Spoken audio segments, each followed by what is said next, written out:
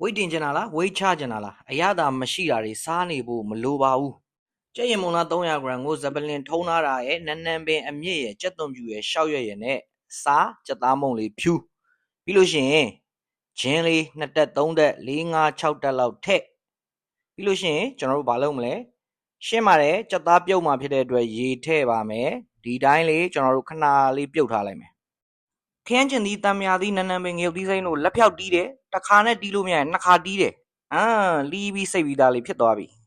ပြီးရင်တော့ရခိုင်တုတ်မှဖြစ်တဲ့အတွက်ကျွန်တော်တို့ငပိကိုခဏလေးမီးဖုတ်မယ်2မိနစ်3မိနစ်လောက်ပဲကြက်သားလေးတွေနူးပြီဆိုရင်ကျွန်တော်တို့ကြက်သားတွေကိုမှုာဖို့အတွက်အိုးထဲကနေမှုာမဲ့ပကံလေးကိုလဲထည့်ပါမယ်ဇွန်းကြီးမရှိတဲ့အတွက်ဇွန်းအသေးနဲ့ထည့်ရတာဖြစ်တဲ့အတွက်နည်းနည်းကျသွားပါတယ်တစ်ခါထည့်မပြီးပါဘူးနှစ်ခါ3ခါ4 5ခါလောက်ပြောင်းလိုက်ရပါတယ်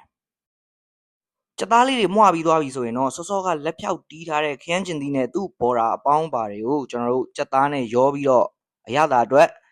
ကြက်သားမုတ်စားပြီးကြတော့ဖုတ်ထားတဲ့ငပိကိုတံမြာသီးလေးညှစ်ပြီးတော့အကုန်ရောထည့်လိုက်ပါပြီငရုတ်ကောင်းလေးအနှဲငယ်ပေါက်ပြီးသွားရင်တမသွားအောင်တေချာလေးနယ်ပေးလိုက်ပါဝိတ်တင်ချင်တာလားဝိတ်ချချင်တာလားငပိဖုတ်နဲ့မွေးမွေးလေးနဲ့တော်တော်လေးရတာရှိတဲ့ကြက်သားရခိုင်တုပ်လေးရလာပါပြီနောက်နေ့တွေမှာလည်းဒီလိုအလုတ်ရှုပ်တက်တာပြီးအာဟာရတန်ဖိုးမြင့်မားတဲ့အစားအသောက်တွေကိုပြင်ဆင်ပြပေးသွားမှာမို့လို့ like and follow လေးနဲ့ဝန်းရံပေးခဲ့ကြပါအောင်ကဲမိတ်ဆွေတို့စားပြီးတောက်ပြီးရင်လည်းရေလုံလောက်အောင်တောက်ဖို့မမေ့နဲ့နော်